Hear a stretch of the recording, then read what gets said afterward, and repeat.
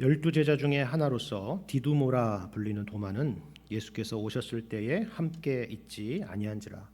다른 제자들이 그에게 이르되 우리가 주를 보았노라 하니 도마가 이르되 내가 그의 손에 못자국을 보며 내 손가락을 그 못자국에 넣으며 내 손을 그 옆구리에 넣어보지 않고는 믿지 아니하겠노라 하니라. 여드레를 지나서 제자들이 다시 집 안에 있을 때에 도마도 함께 있고 문들이 닫혔는데 예수께서 오사 가운데 서서 이르시되 너희에게 평강이 있을지어다 하시고 도마에게 이르시되 내 손가락을 이리 내밀어 내 손을 보고 내 손을 내밀어 내 옆구리에 넣어보라. 그리하여 믿음 없는 자가 되지 말고 믿는 자가 되라. 도마가 대답하여 이르되 나의 주님이시요 나의 하나님이시니이다. 예수께서 이르시되 너는 나를 본고로 믿느냐? 보지 못하고 믿는 자들은 복되도다 하시니라. 아멘. 예수님의 생애를 기록하고 있는 모든 복음서의 마지막에는요, 공통적으로 부활에 대한 내용이 있는데요. 오늘 우리가 함께 읽은 본문의 말씀도 예외가 아니죠. 우리는 성경에 이렇게 부활에 대한 내용들을 보면서 놀라게 되는 두 가지의 부분이 있습니다. 하나는 뭐냐면 여러분이 역사적으로 유명한 그런 위인들에 대한 책을 읽어보신다면 이런 식으로 마무리되는 위인은 지구상에 한 사람도 없다라는 것입니다. 모든 위인전은 위대하게 살다가 죽었다라는 것이 결론이죠. 아니면 그걸로 끝나지 않고 그 이후의 이야기가 진행된다고 할지라도 그 사람이 이 세상에 미친 영향이 얼마나 컸는가 하는 것들로 이야기하는 것이 전부일 것입니다. 당연히 그렇겠죠. 그 사람은 아무리 대단한 사람이어도 지금 이 지구상에 없기 때문에 그렇습니다. 하지만 여러분, 예수님에 대한 이 복음서의 기록들을 보십시오. 죽음이 끝이 아닙니다. 죽음으로 끝나는 복음서는 단 하나도 없습니다. 모두 다 부활과 승천이 결론입니다. 그리고 부활과 승천이라는 것은 결론이라기보다는 사실은 끝이 없다라는 그런 의미입니다. 끝이 없는 이야기라는 것이죠. 우리 주님께서 언제나 우리와 살아계셔서 함께 하신다라는 그런 말씀입니다. 부활의 기록에서 볼 수 있는 또 다른 놀라운 한 가지는 이것입니다.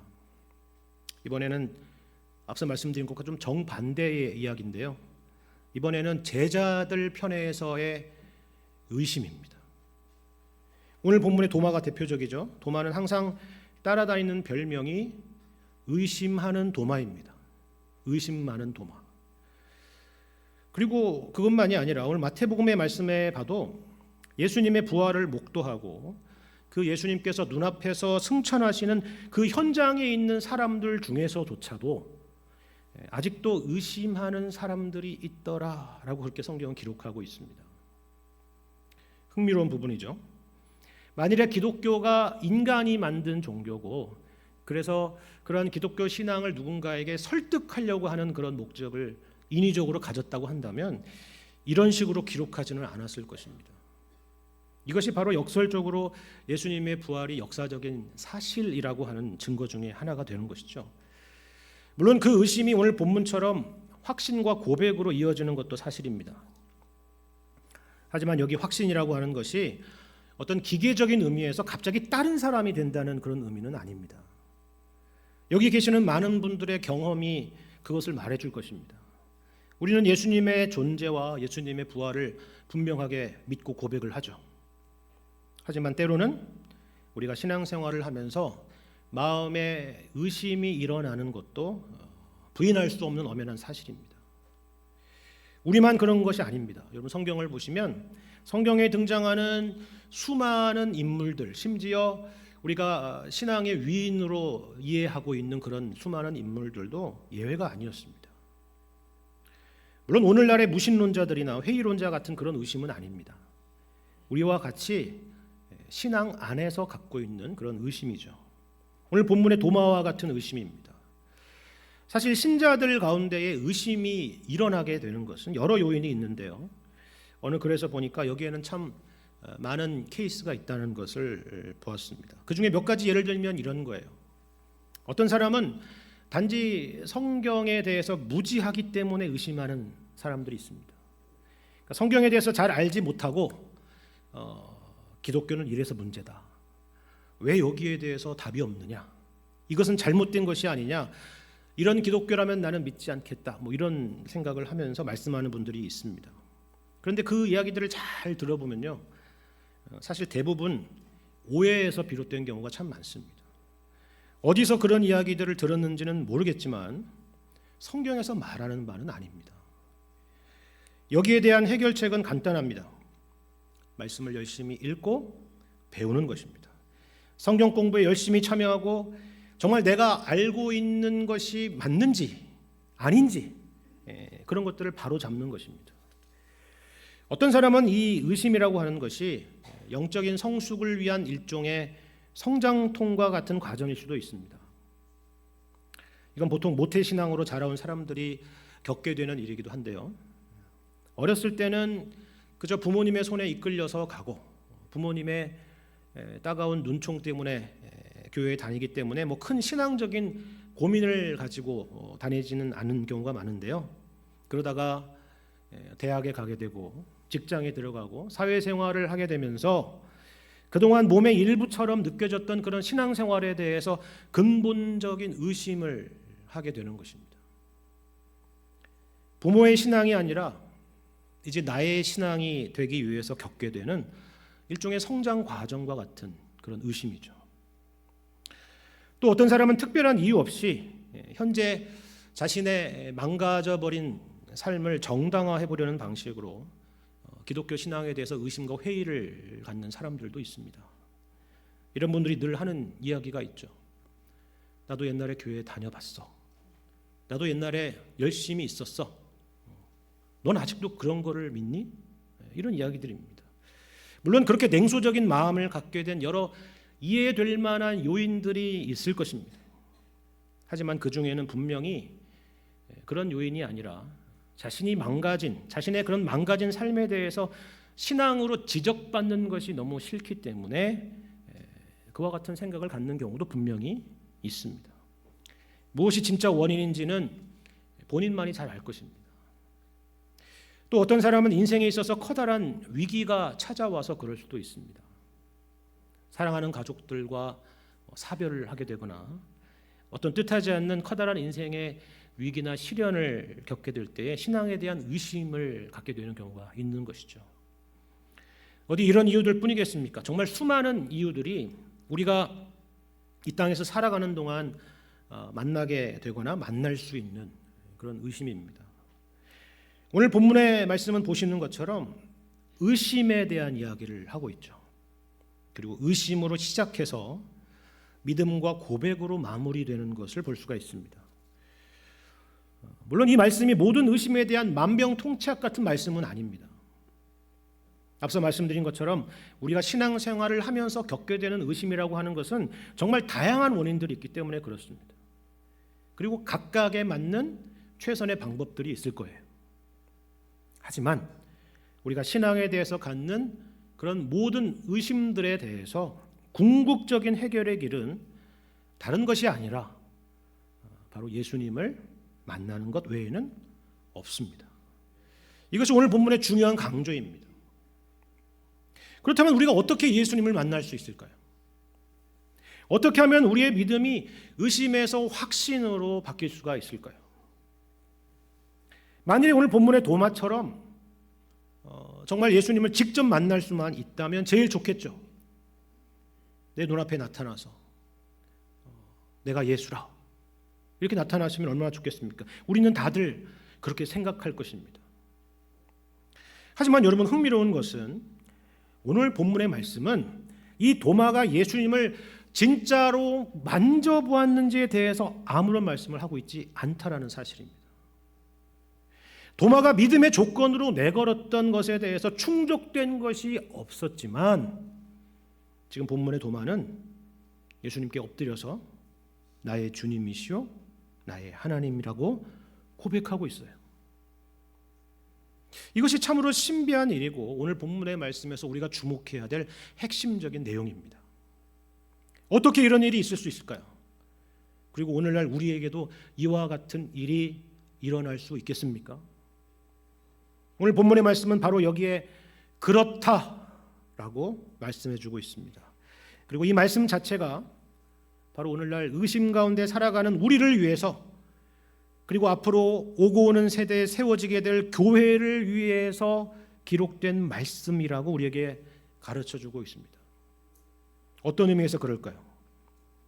여기에 대해서 우리가 몇 가지 주목할 만한 오늘 본문의 내용이 있는데요. 한번 잘 보시길 바랍니다. 먼저 24절을 여러분 보시길 바랍니다.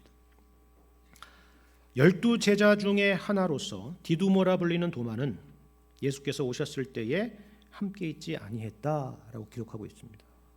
여러분 여기 도마를 설명하는 표현을 잘 보세요. 12제자 중에 하나라고 되어 있죠. 당연히 그렇죠. 도마는 12제자 중에 하나죠. 그렇게 생각할 수 있습니다. 하지만 꼭 단지 그 이야기를 하려는 것 같지는 않습니다. 사실 여러분도 아시다시피 이 시점에는, 이 본문의 시점에는 예수님의 12제자 중에 한 명이었던 가룟 유다는 죽고 없습니다. 그러면 12제자라고 하는 표현보다는 11제자 중에 하나라고 하는 표현이 더 정확한 표현이겠죠. 이건 그냥 우리식으로 무슨 수학적으로 생각해보자라는 차원이 아니라 가룟 유다가 죽은 이후로 다른 마태, 마가, 누가복음의 이런 설명을 보시면, 그 내용을 보시면 모두 다 11제자라고 표현하고 있기 때문에 그렇습니다. 분명히 이건 특이한 부분이에요. 그렇죠? 그렇다면 여기에는 중요한 의도가 있는 것입니다. 어떤 의도일까요?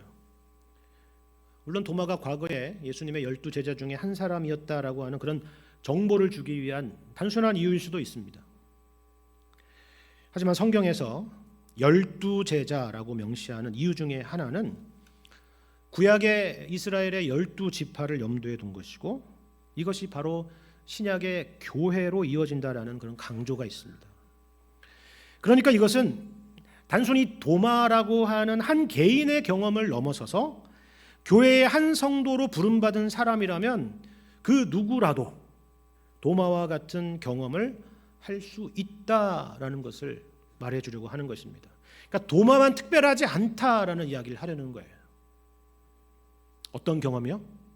여기 24절의 하반절의 내용처럼 예수께서 오셨을 때에 함께 있지 않았던 그런 경험 같은 경험입니다. 우리가 이것을 알아야 되는데요. 교회 안에는 참으로 다양한 신앙의 경험을 갖고 있는 사람들이 존재한다는 사실입니다. 어떤 분은 뜨거운 신앙의 체험을 갖고 있는 분이 계십니다.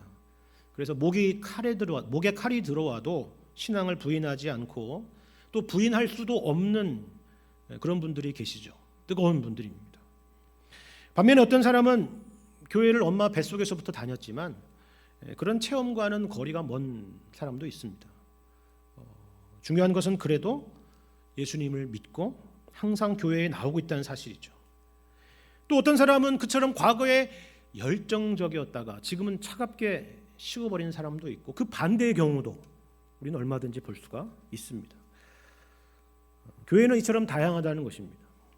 다양한 신앙 수준도 있고, 다양한 경험들이 있고, 다양한 신앙의 연륜들이 있습니다. 그러니까 이 사건은 단지 도마에 대한 이야기를 우리에게 하려는 것이 아니라 도마를 통해서 바로 우리의 이야기, 그리고 교회의 이야기를 하려고 하는 것입니다. 그러니까 이와 같은 사건은 단지 그때만이 아니라 오늘날 우리의 교회 가운데에서 얼마든지 일어날 수 있는 일이라고 말씀하는 것입니다. 여러분, 이런 의미에서 오늘 본문에서 우리가 주목해 봐야 될 흥미로운 사실 두 가지가 있습니다. 하나는 뭐냐면요, 도마의 모습입니다. 무슨 일 때문인지는 모르겠지만 도마는 분명히 예수님께서 다른 제자들을 찾아오셨을 때에 그 자리에 없었습니다. 그리고 여기에는 분명히 도마의 실망이 있습니다. 여러분도 그와 같은 상황을 겪었다고 생각을 해보십시오. 얼마나 그 마음에 실망이 있겠습니까? 그래서 25절에서 보는 것처럼 다른 제자들이 우리가 주님을 보았노라 라고 이야기를 해도 귀에 들어오지 않았어요. 더 마음이 아플 뿐입니다. 그렇죠? 그래서 내가 직접 예수님을 보고 경험해 보지 않고서는 믿지 않겠다 이렇게 말합니다. 이건 분명히 긍정적인 태도는 아니죠. 의심의 태도고 실망의 태도입니다. 그런데 여러분 잘 보십시오. 그 뒤로 도마는 어떻게 됐을까요? 자기의 길을 떠났을까요? 우리라면 그럴 수 있을 거예요. 교회를 잠시 떠나서 잠수를 탈 수도 있을 겁니다. 자기만 소외된 것 같잖아요. 자기만 그 은혜에서 배제된 것 같잖아요. 그렇지 않아요? 우리 같으면 나는 소외되었고 나는 버림받은 제자구나 그렇게 생각할 수도 있을 겁니다. 하지만 여러분 잘 보십시오. 도마는 그러지 않았습니다. 공동체에서 떠나지 않았습니다. 이것을 보여주는 말씀이 바로 26절에 있습니다. 26절을 보시면 여드레를 지나서 제자들이 다시 집안에 있을 때에 도마도 함께 있고, 그렇죠? 지금 도마는 어디에 있어요? 제자들과 함께 있습니다. 그렇죠? 물론 이 여드레 동안에 제자들과 24시간 동고동락하면서 함께 있었는지는 우리는 알 수가 없지만 분명한 것은 도마가 항상 이 공동체를 향하고 있고 공동체를 떠나지 않았다라는 사실입니다. 이것은 우리가 신앙생활을 하면서 의심을 갖고 살아갈 때에 항상 기억해야 될 태도입니다. 어떤 이유이건 교회의 공동체를 떠나는 것은 우리 신앙에 유익이 되지 못합니다. 물론 지상교회는 문제투성이죠. 우리가 다 알고 있지 않습니까? 그래서 어떤 심한 경우에는 기도하며 다른 교회로 옮길 때도 있을지도 모르겠습니다. 하지만 그렇다고 해서 교회라는 곳 자체를 떠나서 세상 가운데 그 의심의 답을 찾을 수는 없습니다. 3세기의 기독교의 교부였던 키프리아누스라는 분이 계신데 그분이 한 유명한 말이 있습니다. 지금까지도 그분이 누군지 몰라도 이 표현은 여러분 한 번 이상은 들어보셨을 것입니다. 라틴어로는 이렇게 되어 있습니다. 제가 발음이 좀 부족하지만 이런 겁니다. 엑스트라 에클레시암 놀라 살루스라는 것입니다. 뭐냐면 교회 밖에는 구원이 없다 이거예요. 교회 밖에는 구원이 없다. 엄청난 말이죠. 그렇죠? 물론 이 말은 교회 지상주의를 말하는 것이 절대 아닙니다. 교회 건물 자체에 무슨 신비한 능력이 있다든지 아니면 교회 공동체가 우리의 구원을 담보해 준다는 말이 아니에요. 하나님은 우리의 신앙의 유익을 위해서 이 교회 공동체라는 것을 세우셨고 그것을 선물로 주신 것을 기억하고 그것을 누리라라고 하시는 말씀입니다. 여러분 이런 의미에서 여기 26절의 말씀을 다시 보시면 우리 눈에 들어오는 표현이 있지 않습니까? 이것이 우리가 두 번째로 주목할 부분인데요. 언제 예수님이 오셨다는 거예요. 언제? 그죠? 여드레를 지나서 왔습니다. 그러면 여드레를 지났다라고 하니까 어떤 기준이 되는 날짜가 있어야 되잖아요. 언제부터 여드레를 지났는지. 그죠? 언제부터 여드레가 지났다는 겁니까?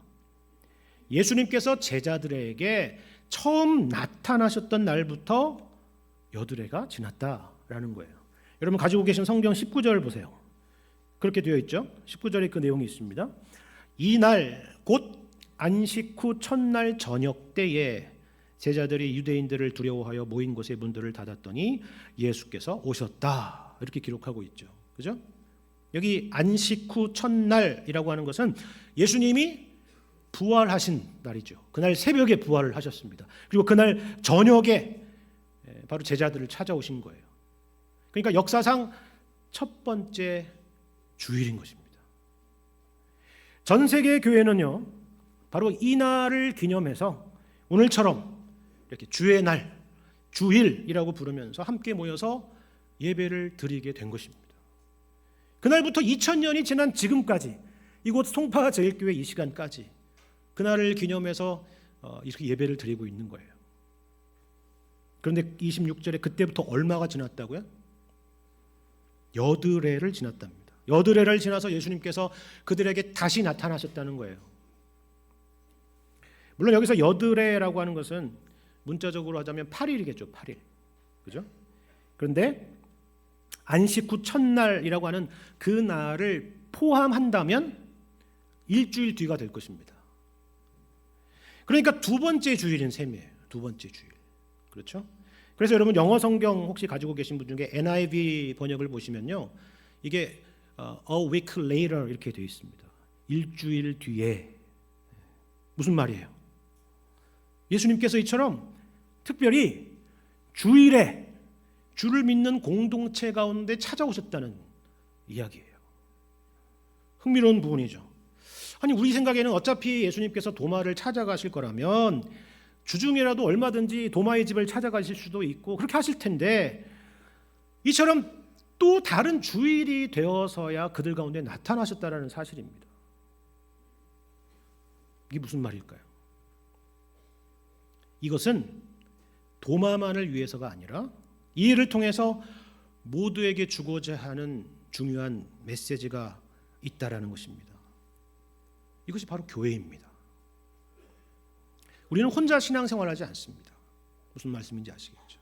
함께 주님께서 불러 모으신 이 공동체 가운데 예배를 드리고 신앙생활을 하는 것입니다. 그렇다면 주일은 특별하다는 말입니까? 그렇죠. 이런 의미에서 특별합니다. 우리 모두의 영적인 유익을 위해서 하나님께서 허락하신 특별한 날입니다. 하지만 그렇다고 해서 주일만 소중하고 다른 날은 그렇지 않고 특별하지 않고 한다는 그런 말은 결코 아닙니다. 그 증거가 있어요. 여러분 27절을 보십시오. 27절을 보시면 도마에게 예수님께서 하시는 말씀입니다. 도마에게 이르시되 내 손가락을 이리 내밀어 내 손을 보고 내 손을 내밀어 내 옆구리에 넣어보라. 그리하여 믿음 없는 자가 되지 말고 믿는 자가 되라. 그랬습니다. 여러분 이게 무슨 말씀인지 아십니까? 왜 예수님께 이 말씀을 하셨을까요? 예수님께서 그 이유는요, 두 절만 앞으로 거슬러 올라가면 압니다. 25절에서 바로 도마가 말했던 바로 그 말이에요. 그렇죠? 그러면 이게 무슨 말이에요? 그러니까 예수님께서는 이미 그리고 항상 도마 옆에 계셨다는 거예요. 도마의 말을 듣고 계셨고 그의 생각을 이미 알고 계셨다라는 사실입니다. 도마는 그걸 보지 못했지만 예수님은 이미 도마 가운데 계셨다는 사실입니다. 우리는 도마와 부활하신 예수님이 만난 날이 오늘 본문에 보니까 성경 퀴즈를 하자면 언제 만났습니까? 그러면 두 번째 주일이요 이렇게 얘기하겠죠. 여드레를 지나서요 이렇게 얘기할 겁니다. 그래서 우리는 일주일 동안에 예수님께서 어딜 다녀오셨다가 다시 나타나셨다 이렇게 생각을 하겠죠. 그런데 그게 아니라는 거예요. 그게 아니라. 사실 예수님은 언제나 도마 곁에 계셨다라는 사실입니다. 여러분 오늘 말씀에서 도마가 예수님 앞에 무릎을 꿇고 나의 주님이시오 나의 하나님이십니다 라고 고백한 내용에는 사실 이런 의미도 담고 있는 것입니다. 생각해 보세요. 어느 누가 그럴 수가 있을까요? 어느 누가 우리의 일거수일투족을 다 알고 심지어 우리의 생각까지 알고 계시겠습니까? 그렇다면 그분은 단순히 인간 예수가 아니라 하나님이시라는 고백입니다. 여러분 동서고금을 막론하고 예수님을 만나고 예수님을 믿게 된 사람들이라면 공통적으로 고백하는 내용이 있습니다. 그게 뭔지 아십니까? 우리는 흔히들 언제 어디서 어떤 상황에서 예수님을 처음 만났습니다라는 그런 간증이나 고백을 갖고 있지 않습니까? 그런데 그렇지 않다는 거예요. 그때 예수님이 찾아오셨고 그때 예수님을 만나게 된 것이 전부가 아니라는 것입니다. 내가 몰랐을 뿐이지 예수님은 이미 나를 알고 계셨고 이미 나와 함께 하셨고 이미 내 인생의 모든 것을 인도하시고 주관하셔서 오늘이 있게 되었다라는 고백을 지구상에 있는 모든 신자라면 다 그 고백을 한다는 것입니다. 우리만이 아닙니다. 시편 139편의 다윗의 시편을 여러분 나중에 한번 보세요. 거기서 말하는 것이 바로 그것이기 때문입니다. 심지어 뭐라고 말하냐면 내 형질이 이루어지기 전에 주의 눈이 보셨으며 나를 위하여 정한 날이 하루도 되기 전에 주의 책에 다 기록이 되었나이다 라는 고백입니다. 여러분 도마가 경험한 것이 바로 그와 같은 것입니다. 그런데 우리 여기 28절의 고백에서 우리가 확인하게 되는 또 다른 놀라운 부분이 있습니다. 분명히 도마는 예수님의 부활을 의심했죠. 나도 직접 보고 만질 수 있다면 믿겠다라고 했습니다. 그래서 예수님이 실제로 그에게 나타나셨고 보이신 것입니다. 그런데 그 도마가 이렇게 고백하는 거죠. 나의 주님이시요 나의 하나님이시니이다. 그냥 아름다운 고백이고 멋진 고백이고 위대한 고백이다 이렇게 보지 마시고 여러분 잘 보세요. 뭔가 이상하지 않아요? 부활을 의심했었습니다. 그리고 이제 그 증거이신 예수님이 직접 나타났으니까 그러면 뭐라고 고백을 해야 돼요? 그렇군요. 예수님이 살아계시군요. 다시 살아나셨군요. 예수님이 부활하신 것이 확실하다는 것을 저는 이제야 믿습니다 라고 해야 맞죠, 논리적으로. 근데 여러분 그게 아니라 뭐라고요? 나의 주님이시요 나의 하나님이시니이다 라고 고백하는 거예요. 여러분 이건 어떤 의미일까요? 여러분 사실 도마는 예수님이 정말 죽었다가 다시 살아났는지 그것 자체가 궁금했던 것만은 아닙니다. 물론 기적 같은 일이지만 그것 자체가 핵심은 아니었어요. 여러분 생각해 보세요. 예수님은 공생의 기간 동안에 이미 여러 죽은 사람을 살리신 일들이 있었습니다. 우리가 보고 있는 요한복음에서도 나사로를 살리신 사건이 기록되어 있잖아요. 그러니까 지금 도마는 다만 죽은 사람이 살아날 수 있는가 그것 자체가 궁금한 것이 아니에요. 도마가 궁금한 것은 사람이 아니라 예수님이 늘 공생의 기간 동안에 스스로에게 말씀하셨던 것, 하나님의 아들이시라고 자신을 말했던 그 예수님이 어떻게 수치와 모욕을 받으시고 십자가에 죽으시고 그리고 나서 부활하실 수가 있단 말이냐라는 것에 대한 고민이고 의심이었던 것입니다. 어떻게 그것이 가능한 일이냐라는 거예요. 그러니까 도마에게는 두 가지가 충돌하고 있었던 것입니다. 만일 예수님이 하나님이시라면 고난당하시고 죽으실 수가 없다는 것이고, 반대로 예수님이 사람이시라면 스스로 죽음에서 부활할 수도 없다라는 것입니다. 굉장히 신학적인 질문이고 고민입니다. 그래서 지금 도마가 확인하고 싶은 것은요, 단지 예수님을 내 눈으로 보고 싶다는 얘기가 아니에요. 뭘 보겠다는 거예요? 못자국과 창자국을 보고 싶다는 것입니다. 이게 무슨 얘기일까요? 못이란 예수님의 몸을 십자가에 고정했던 도구죠. 그러면 옆구리의 창자국은 무엇일까요? 사실 십자가는 매우 수치스러운 형벌이고 가혹한 형벌입니다. 아마 인간이 지구상에서 고안해낼 수 있는 최악의 사형 방법일 것입니다. 이 시간 그것을 다 구체적으로 설명할 수는 없지만 이 십자가의 형벌은 오랜 시간 동안 극심한 고통 가운데 서서히 죽어가는 형벌입니다. 그런데 여러분 성경을 보시면 다음 날이 바로 안식일이었기 때문에 일찍 이런 십자가에 처형된 사형수들을 처리하기 위해서 로마 군인들이 다른 죄수들처럼 다리를 꺾으려고 했습니다. 왜냐하면 다리를 꺾으면 그 몸을 지지하던 것이 없어지기 때문에 이 폐가 눌려서 더 이상 숨을 쉴 수 없는 상황이 되니까 금방 질식해서 죽게 되기 때문입니다. 그런데 예수님은 보니까 이미 죽으신 것을 로마 군인들이 확인을 하고 다리를 꺾지 않고 다른 방법으로 사망을 확인했던 것입니다. 어떻게 해요? 그 방법이 바로 창을 옆구리에 찌른 것인데 요한복음 19장을 보면 창을 옆구리에 찌르니까 피와 물이 나왔다라고 이렇게 기록되어 있습니다. 그러니까 이것은 이 로마 군인들이 1차적으로 죽음을 확인했던 것이고 2차적으로 그 죽음을 또한 확인한 것입니다. 완전히 사망했다는 것이죠. 그러니까 부활하신 예수님의 몸에서 이 못자국과 창자국을 본다면 이것은 예수님이라는 한 동일한 인격 안에서 이 모든 일이 일어났다라는 것을 확인하게 되는 것입니다. 그러니까 예수님의 그것은 다만 유령이 아니라 정말 예수님께서 경험하신 것처럼 십자가에서 고난을 당하시고 죽으시고 부활하신 그 예수님이라는 것을 확인할 수 있다는 사실이에요. 예수님께서 하나님의 아들로서 고난 당하시고 죽으셨을 뿐만이 아니라 그 동일한 예수님께서 부활하셨다는 사실을 확인할 수 있다는 것입니다. 예수님이 보이신 상처가 그 모든 것을 말해주는 것입니다. 여러분, 이것이 우리에게 어떤 의미인지 한번 생각해 보시기를 바랍니다. 우리는 예수님의 상처와 죽으심이 누구를 위한 것인지를 잘 알죠. 당연히 예수님 자신을 위한 것이 아닙니다. 그것은 바로 죄인된 우리를 위한 것이었습니다. 예수님이 요단강가에 나타나셨을 때 세례 요한이 했던 말을 여러분이 기억하실 것입니다. 보라, 세상 죄를 지고 가는 하나님의 어린 양이로다 했습니다. 이사야서 53장 말씀도 우리는 기억하죠.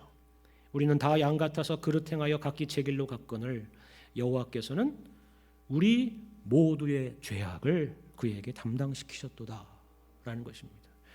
그렇습니다.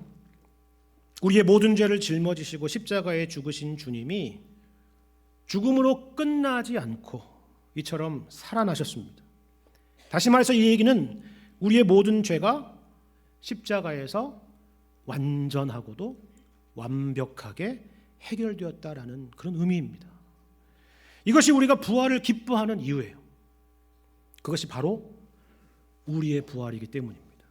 우리의 부활을 약속하는 그 사건이기 때문입니다.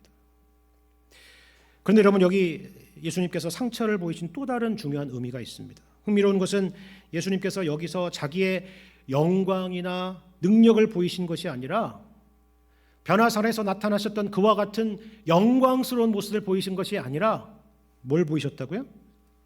상처를 보이셨다는 사실입니다.